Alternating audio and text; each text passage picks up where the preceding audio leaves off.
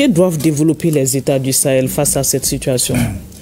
D'abord, dans un premier temps, nous devons comprendre que quoi que nous fassions, nos ennemis vont toujours donner l'impression qu'il y a un manque de solidarité au sein de l'AES. C'est une guerre de communication. C'est comme les cas pourquoi ils n'ont pas fermé leur espace aérien et tout ça. C'est des bonnes guerres. Nous avons nos raisons et nous sommes d'accord pourquoi tout le monde n'a pas fermé tout de suite. Parce que nous sommes dans un processus. Ça pourrait évoluer. Et je crois que c'est ça le plus important. Ce qui est le plus important, c'est que tout ce qui est fait avec responsabilité et en toute souveraineté et de l'intérêt des grands groupes. Mais qu'on les fasse ensemble ou au même moment ou plus tard. Vous savez, quand le Niger a failli être agressé par la CEDEAO, le Mali n'a pas attendu pour dire que si vous attaquez le Niger, nous nous sentirons attaqués. Et on va réagir. Et ça ne s'oubliera jamais, c'est écrit dans les annales de l'histoire. Et ce que je vais dire à l'endroit des Algériens qui comprennent aujourd'hui que si la France se tourne vers l'Algérie, ça veut dire, s'ils ne le savent pas, je vais le dire, ça veut dire que la CEDEAO a échoué. Parce qu'elle a tenté d'utiliser la CEDEAO pour déstabiliser l'AES, pour déstabiliser nos États. La CEDEAO a échoué et maintenant elle fait face à ses problèmes intérieurs et ils pensent qu'avec l'Algérie, ils vont déstabiliser l'AES. Et l'AES déstabilisée, il faut que les Algériens comprennent que l'AES déstabilisée, c'est la fin de l'Algérie. Donc, ça veut dire simplement que nous n'avons pas intérêt à permettre à ceux qui sont très loin de nous et de nos problèmes, aujourd'hui que nous avons tous la capacité, cette souveraineté de décider par nous-mêmes, nous n'avons pas intérêt à trouver la fissure par laquelle le margouillat va rentrer. Ce n'est pas bon. Alors Diallo, le bloc sahélien peut être de quelle utilité aujourd'hui? C'est une utilité multidimensionnelle. La première utilité, elle est diplomatique. Et celle-là, on l'a vu s'illustrer à travers la solidarité dans le rappel des ambassadeurs, qui est un signal extraordinaire. C'est plusieurs États qui dénoncent une action hostile, d'agression de la République du Mali par un autre État. Donc ça, sur le plan diplomatique, vraiment, c'est quelque chose d'extrêmement puissant. Et l'utilité de ce triptyque, c'est également de faire en sorte d'avoir encore plus d'ouverture sur d'autres voies qui pourraient nous aider à porter ce discours de dénonciation de cette action et de dénonciation du rôle trouble de l'Algérie dans le terrorisme au Mali. Ensuite, la deuxième utilité au-delà du plan diplomatique, c'est celle militaire, parce que comme vous pouvez le constater, toute la frontière sud de la République algérienne est couverte par les pays de l'AES, et donc réussir à opérer un maillage militaire suffisamment large sur le plan aérien, humain et autres peut nous permettre d'éviter des infiltrations qui viennent de là-bas. Parce qu'on le sait que c'est réellement de cette partie sud de l'Algérie que viennent tous les problèmes qui touchent le Mali. Donc même si nous arrivions à fermer nos frontières, s'il y a de la porosité sur les deux autres États, eh bien ce serait un problème d'ampleur majeure. Donc le troisième point, c'est sur le plan politique. Et là, je le dis politique parce que l'urgence du moment, c'est effectivement de faire en sorte d'avoir le même discours et la même vision mentale de ce qui se passe chez nous. C'est pour ça, tout à l'heure, quand Madame le ministre a parlé de djihadisme, j'ai bondi pour dire terrorisme.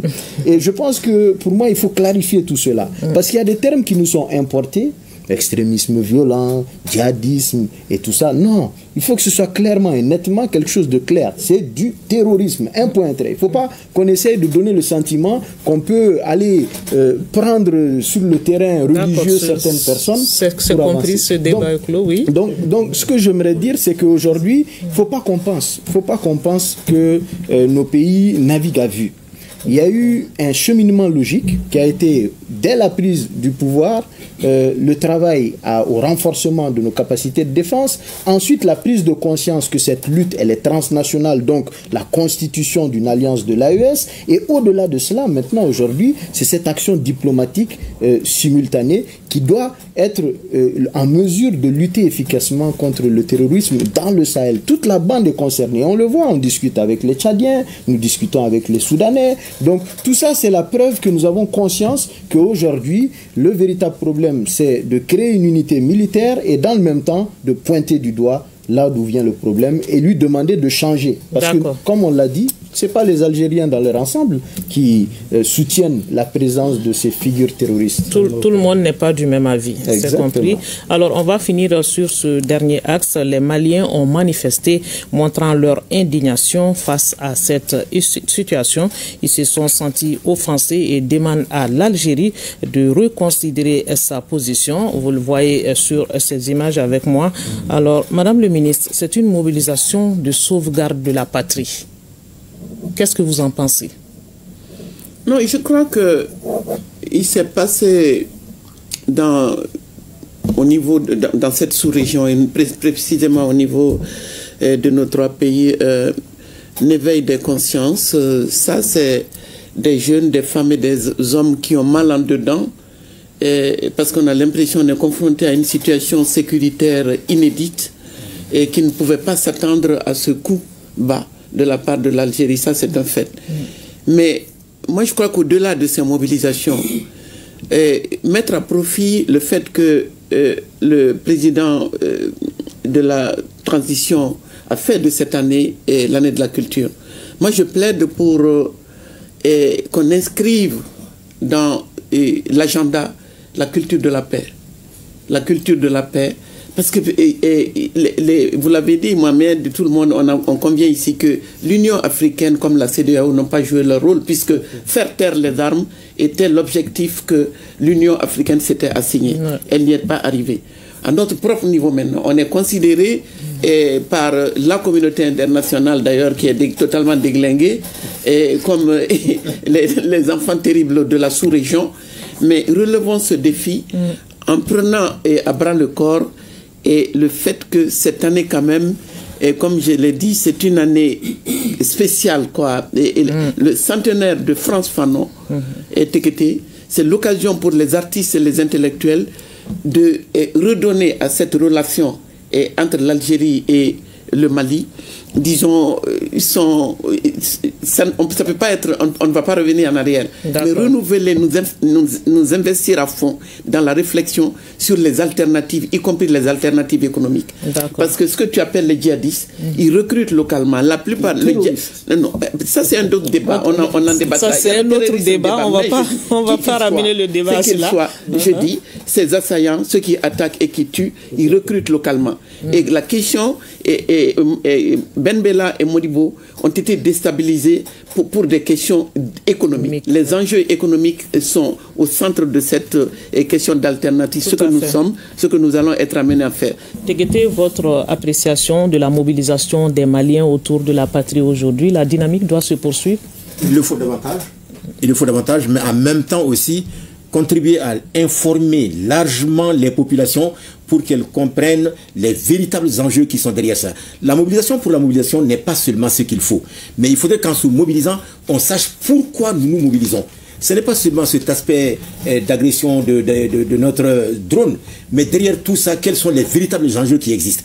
Il faudrait que nous contribuions par tous les moyens disponibles à notre niveau au Mali d'informer les populations pour qu'elles puissent davantage jouer leur rôle.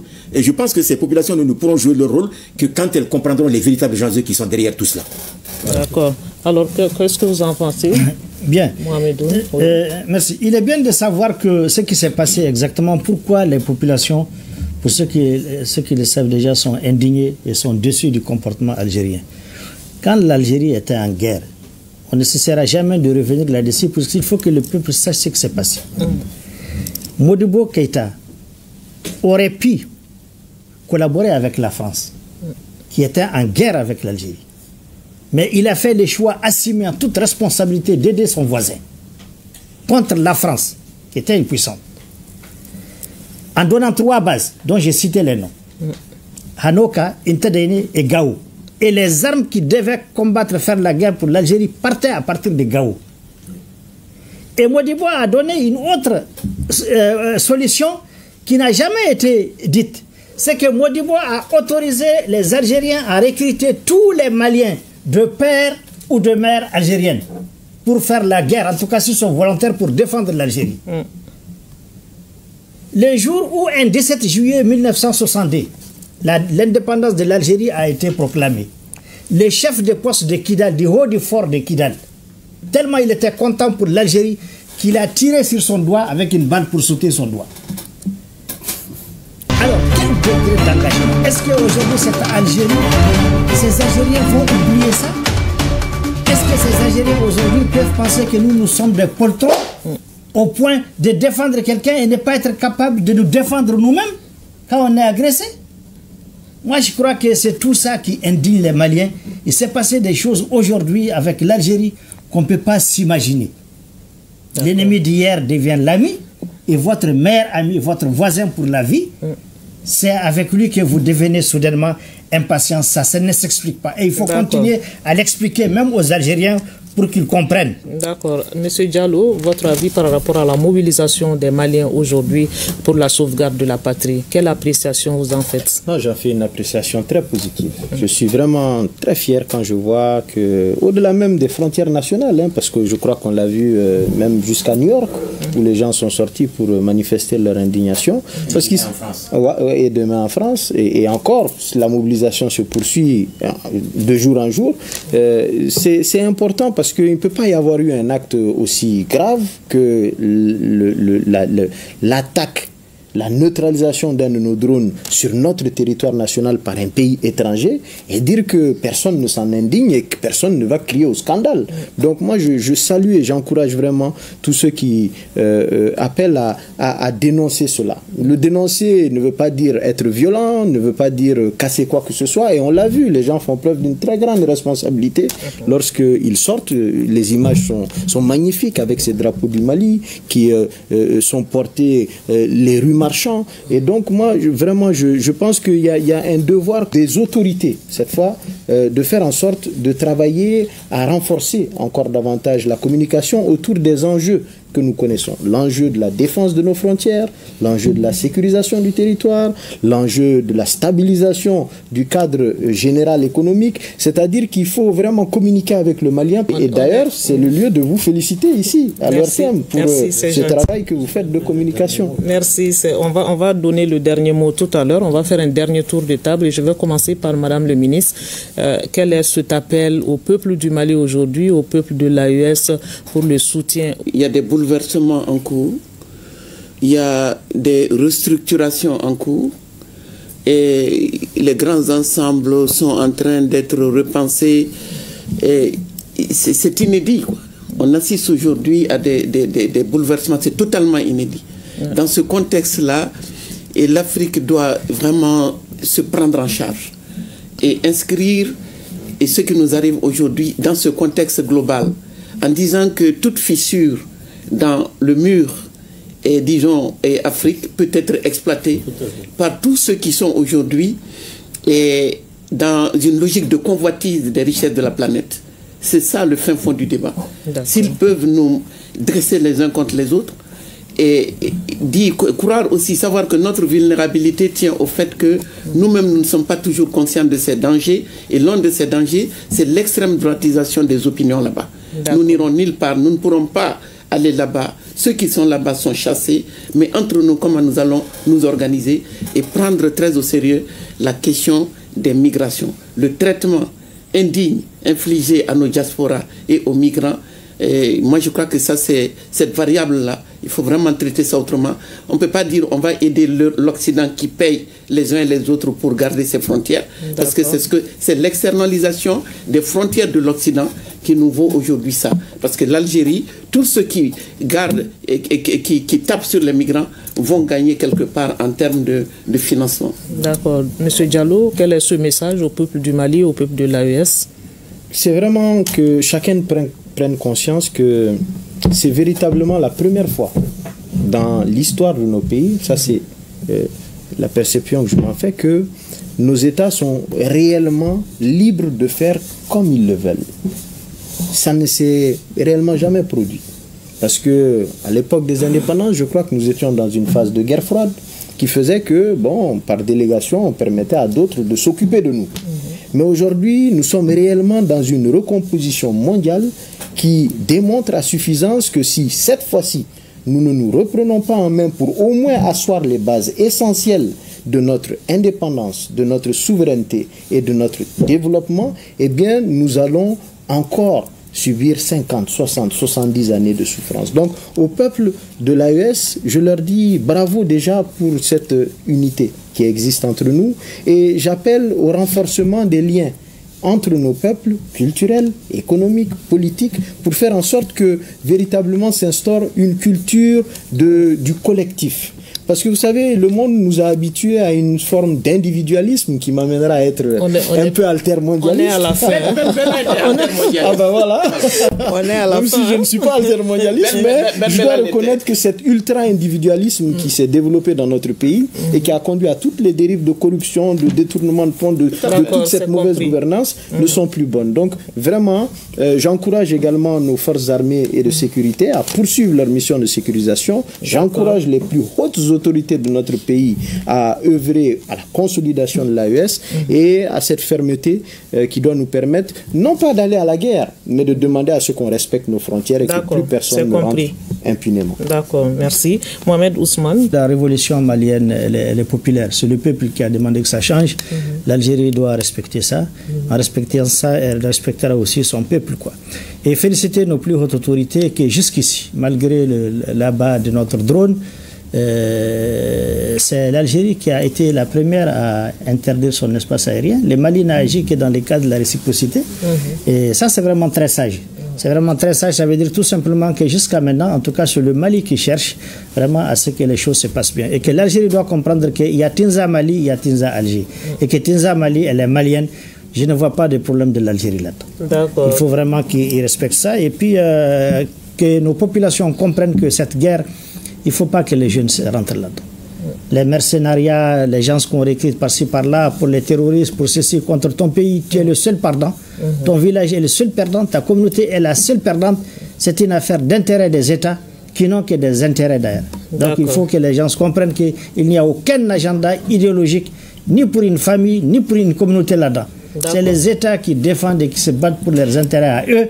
Donc laissons nos États et chacun n'a qu'à rester derrière son pays. Donc, ce qui nous concerne, c'est le Mali et nous allons continuer en tant que peuple à défendre notre pays et à défendre notre armée. Inch'Allah. Daouda Namatekete va boucler ce débat. Votre message au peuple du Mali, au peuple de l'AES aujourd'hui? Très bien.